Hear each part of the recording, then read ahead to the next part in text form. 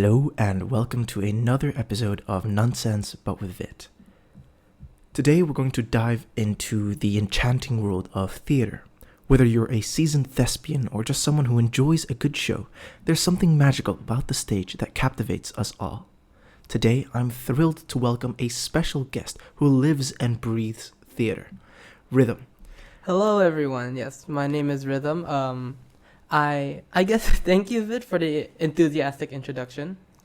I wouldn't say I live and breathe theater, but I definitely am a theater kid. I have been in a few productions of my own, and I am actually currently in one right now, so... Great, thank you so much for agreeing to come on my podcast, Rhythm. Of course. How are you feeling today? I'm feeling all right. It's a holiday today, so I'm feeling at least better than being in school. Okay, that's fair enough. So, without further ado, let us dive straight into the topic. Firstly, how has participating in theater shaped your confidence and creativity? Oh, okay, interesting question. So, me as a person, I would say my confidence is very on and off. So you know how you can be like both an introvert and an extrovert, whether the times need it, whether who you're with kind of shapes it. It's like that, but even when I'm in my extrovert phase, I'm really shy. Okay, no, I understand. I'm not too much of an extrovert, even though when I take the test, it says I'm like half and half. I do not believe it. Oh, okay, yeah. I do not believe. I swear I'm an introvert at heart. But theater, like specifically musical theater, where I'm in, it's like. Because in theater, you can either act as yourself, or as it's more encouraged, you can act as a different character, as different persona. Right. How do you build this persona then? Is it like based on the character's background, or do you give mostly your own interpretation of it? It's honestly a little bit of both. Because some theater teachers tell me, don't either rely on one or the other. Don't rely on each one. You have to use both. Because if you base it too much on context, it may seem a little bland compared to other interpretations of other people that have played the character before. Right. However, if you use mostly your own interpretations without any research, you might end up getting the character just full on wrong. You might just create a new character, which is good. But that's not what you're supposed to do. If you're supposed to play a character. So it's best to get like the right amount of research and context done, but also give your own interpretation. Like some exercises that we've done is you research about the character, you give like some sort of report. Right. And then if like, for example, you have the script with the character lines, make up a scenario that you think would fit in with what the character would do, but that is not in the script. Okay. That's actually kind of smart. You're basically creating a new scenario, and it helps you build the character that you're playing with your own interpretation, because it's not written anywhere. You're just making it up as you go. Right. And so, just on a personal level, what's your favorite character that you've ever played? Favorite character? Yeah. Oh, no, I think I have one, because I haven't been in that much, but my favorite, I have to say, is the most recent one that I've done. Be More Chill, Jeremy. Right. Jeremy, what is the name? Jeremy Here. Jeremy Here is the name. Jeremy Here, Heere. Heere. Yes, it's a very weird name, and I hate the character. But it's the only time I've been a lead in any musical, and that just sticks to me, bro. Fair. Yeah. Rhythm. Continuing these personal questions, could you tell us a little bit more about your favorite productions? It doesn't have to be any you've been in.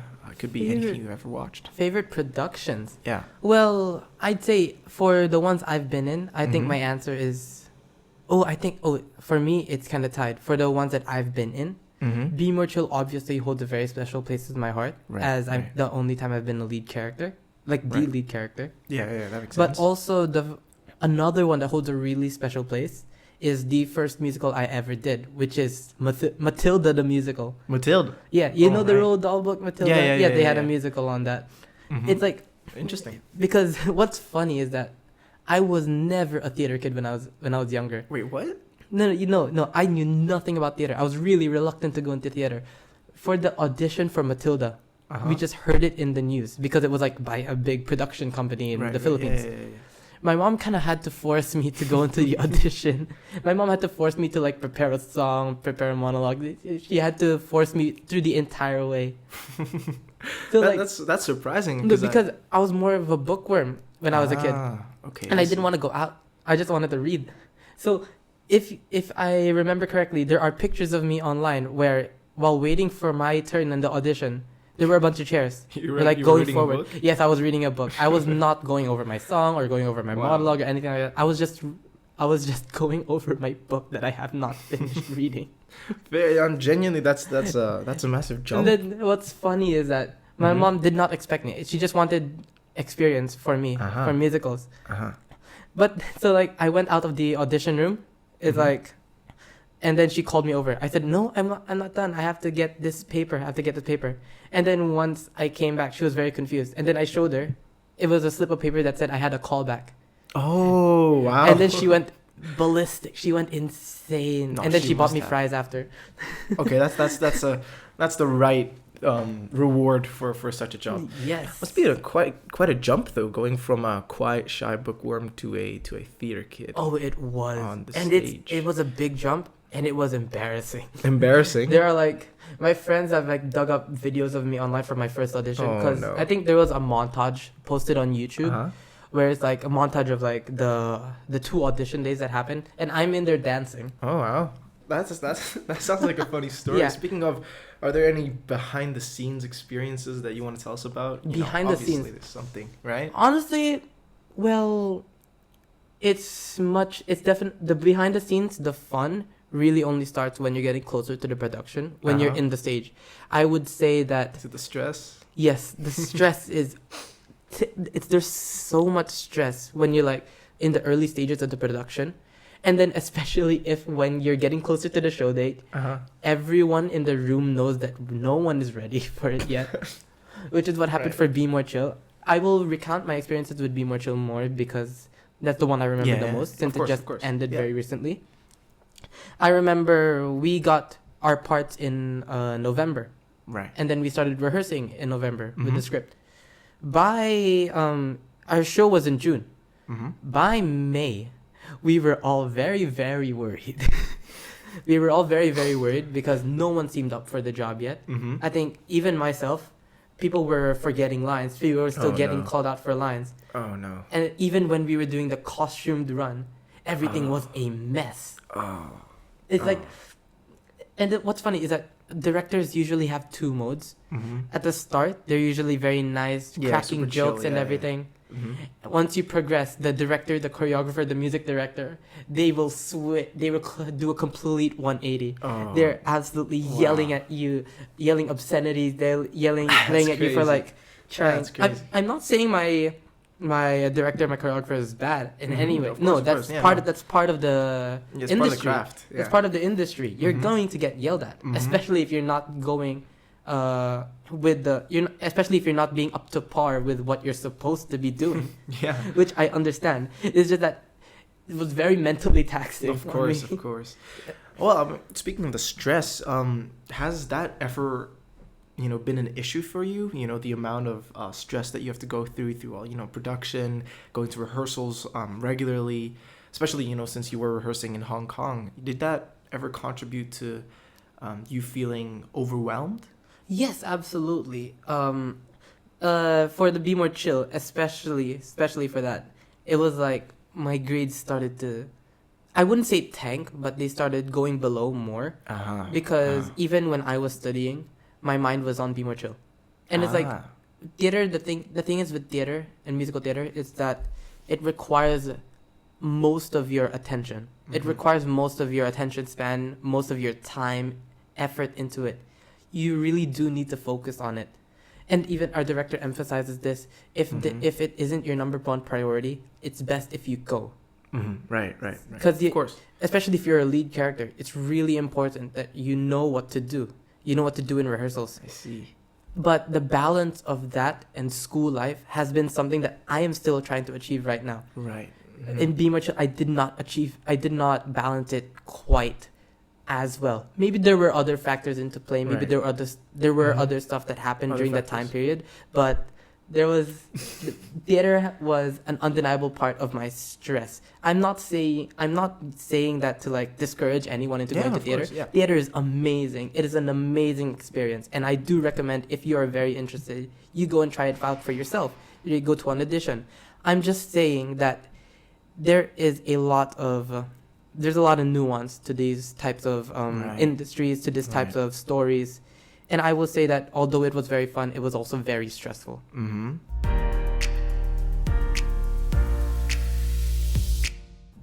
Okay, on a little more positive note, does theater bring you to a whole new community of people? Because I assume you've made quite a couple of friends through your experiences with theater. So could you tell us a little bit more about the social aspect of theater and plays? Definitely. I will say, especially based on our school, the theater community is so much more different. Mm-hmm. And I would say it's so much more welcoming. Because there is a stereotype that all theater kids are weird and are nerds and are gay. But it's like, that it's not exactly wrong. But that also means that everyone is weird, which means everyone is more welcoming. Everyone's more accepting of people's quirks. No one really gets bullied in theater because being in theater already gets you bullied on the outside. So our job is to support each other. Okay. I understand. No, I do. I get it. I mean, I'm kind of exaggerating, but everyone has their quirks in theater. Yeah. That's why you're in theater. It's because you have your own quirks and your own talents as well. Because not to forget, theater is for very, very talented people who have honed their craft and stuff. You have to practice. And the practice shows if you're able to get into production. That means you're already really good. Even if you're in ensemble. Ensemble is really important. So like you're obviously really talented. So like, what the hell are you gonna pick on others about? Unless you're like, in very rare cases, unless you meet like a diva who wants the lead role and is like convinced that she's better than everyone or like that. That's very rare in musical theater. Okay, I see. At least in my experience, everyone is very welcoming. Everyone's very nice, and at least the bond of musical theater, that you share at least one thing in common. Okay, I see.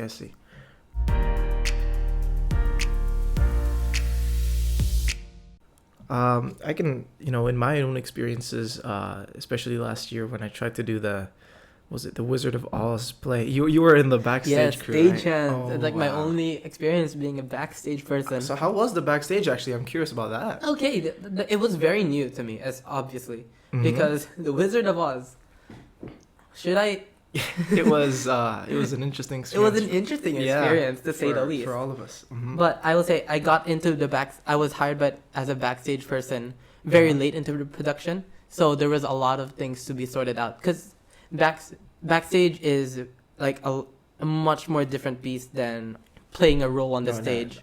Of course. It's like you have to be able to move the prop. You have to be able to respond to like, you have to be able to communicate with the music director and like the technical director as well, because the sound guy. You're gonna need to like move stuff when lights go out, and then you're gonna have to like arrange the backstage so that it's easy for the cast and for the other stagehands themselves to move around. Right.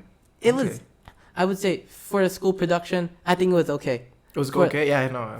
For a stagehanding experience, I think it was nice. The props were like relatively easy to move around. There were some mishaps, but.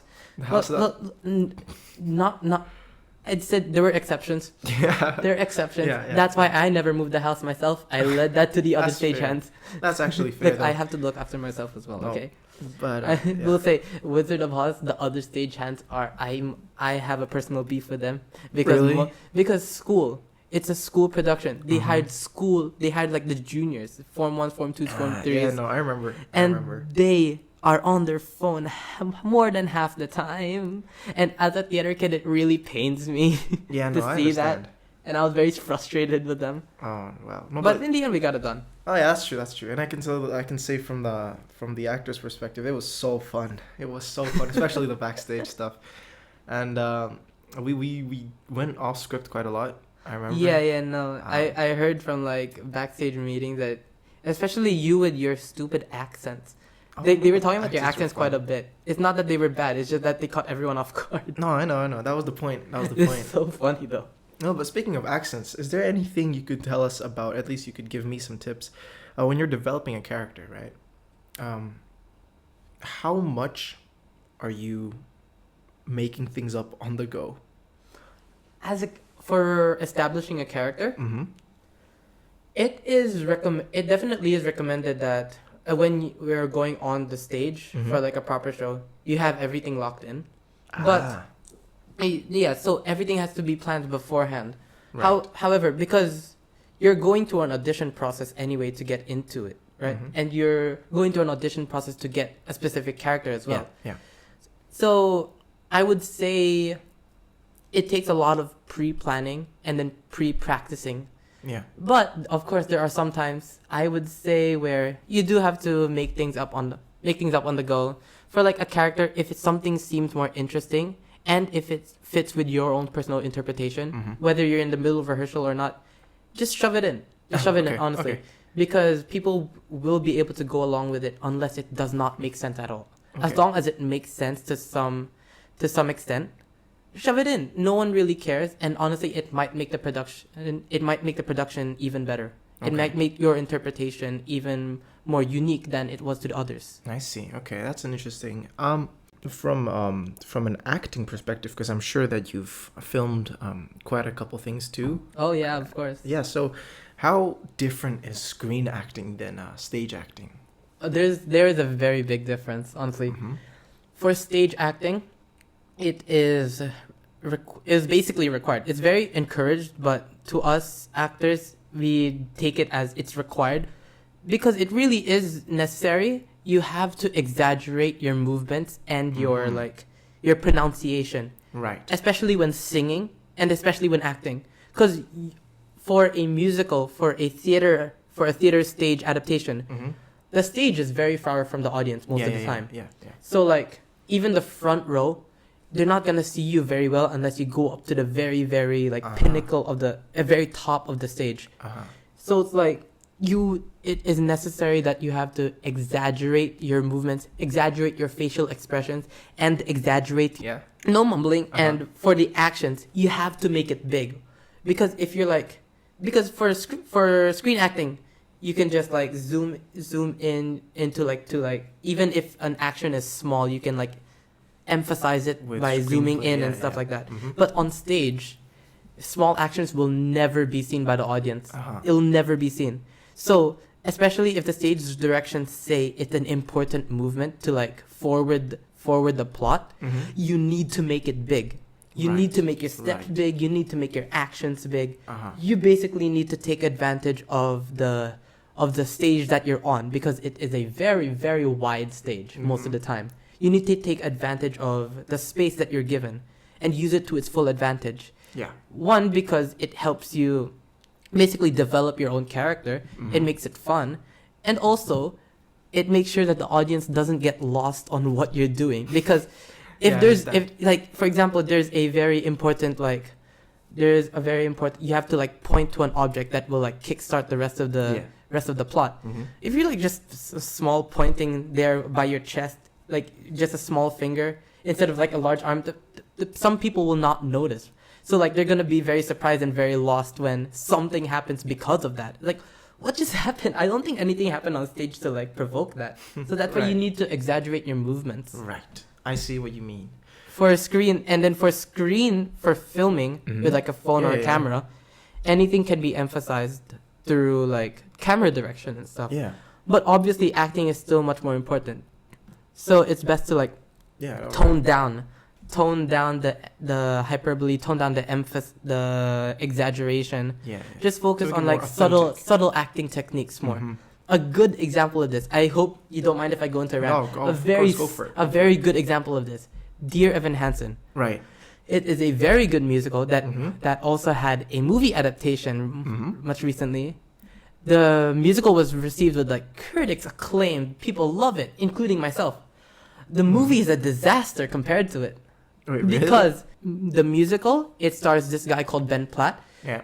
He was much younger when the musical first came out, when the original musical came out. So I think he was able to pass by as a high school kid. Yeah. Especially on stage when you can't really see the fine details. Of course.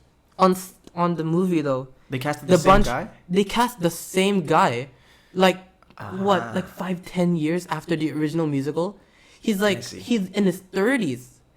And they're trying to pass him off as a high school kid. That's a poor casting decision. Yeah. Like, I'm not sure if he's in his 20s or 30s, but he looks old if you watch it.